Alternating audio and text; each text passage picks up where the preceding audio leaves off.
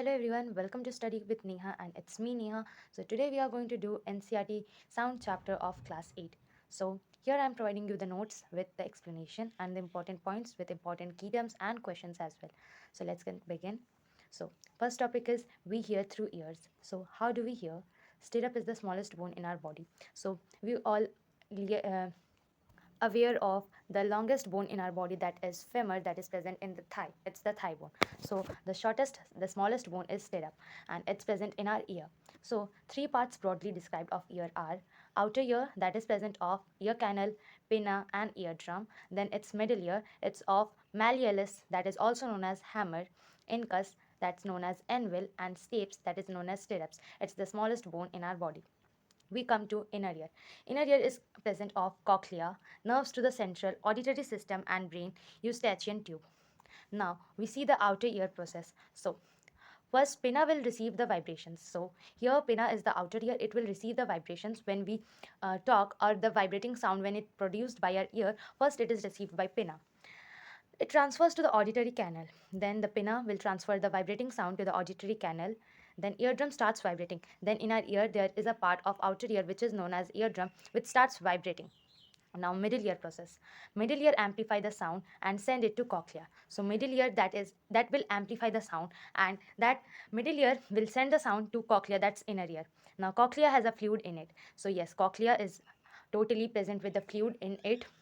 Next, from cochlea it transferred to the brain, and from cochlea, the inner ear part, we get the vibrating sound transferred to our brain, and through that we hear. So this is the process from which we get the vibration sound and we hear.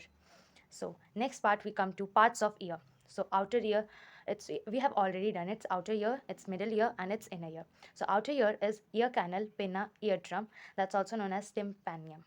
Middle ear, malleus, hammer. Incus, anvil, stapes, stirrups. Now inner ear is of cochlea, eustachian tube, auditory system and brain.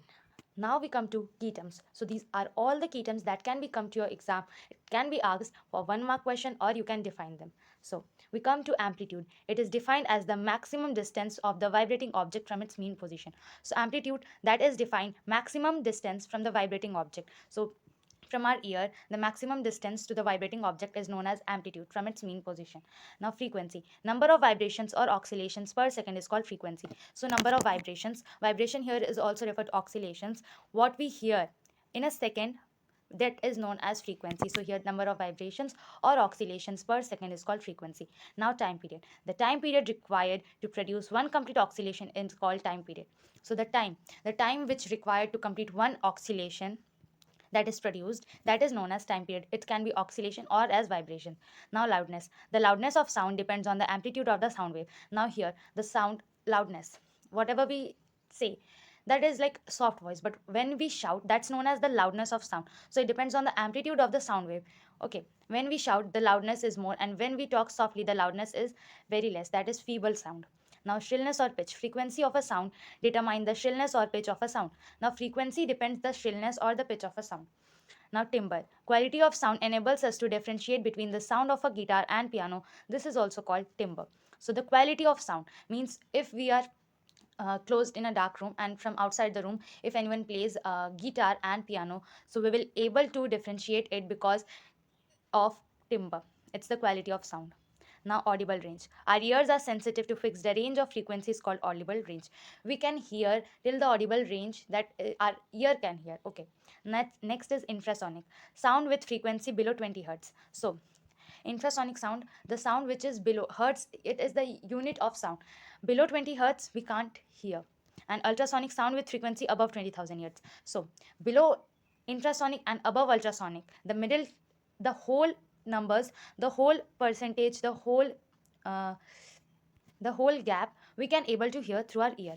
Now audible sound, sound with frequency between 20 hertz to 2000 hertz. So yes, what I said is less than 20 hertz we can't hear, and more than 20,000 hertz we can't hear, but between 20 hertz to 2000 hertz we can hear, and that's known as audible range. Next we come to noise. Loud and excessive sound is unbearable to our ears and is called noise. So the sound which is loud, like if anyone is shouting, and the excessive sound is unbearable. So the some sound that is too high and its volume is too high that our ears can't bear it, so that is noise.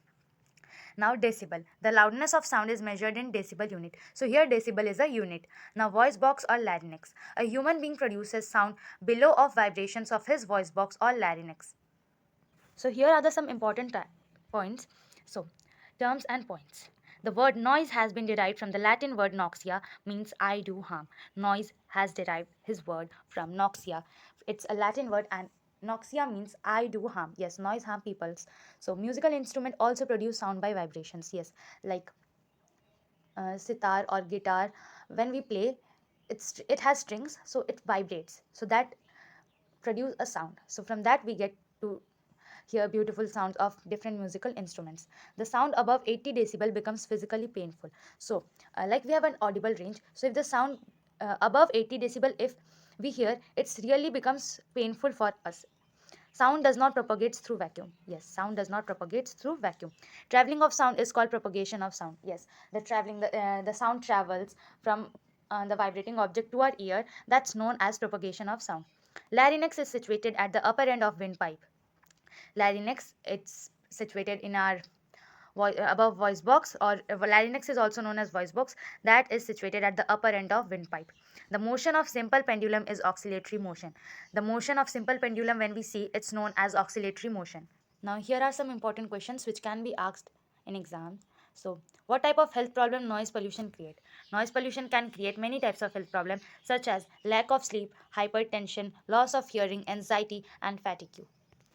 So if noise pollutions will create health problems, it will like lack of sleep. We will not have enough sleep. We will hypertension. Then we will lose our hearing ability. Will be anxiety and will be fatigue. What is vibrating object in our body? Our vocal cords is the vibrating object in our body. So we have our vocal cords in our voice box. So that is the vibrating object in our body. How sound is produced? Sound is produced because of vibrations of an object. Like we have did that when we play any musical instrument, there we have the strings in sitar or guitar. So we play that. So from there vibrating produce. So there we able to hear that sound, that is known as vibration of object produce sound. Okay. So here are the very important formulas that can be asked in this question chapter in your questions through numericals. So frequency, number of oscillations or vibrations by time. Frequency is expressed in hertz. It is denoted F or V.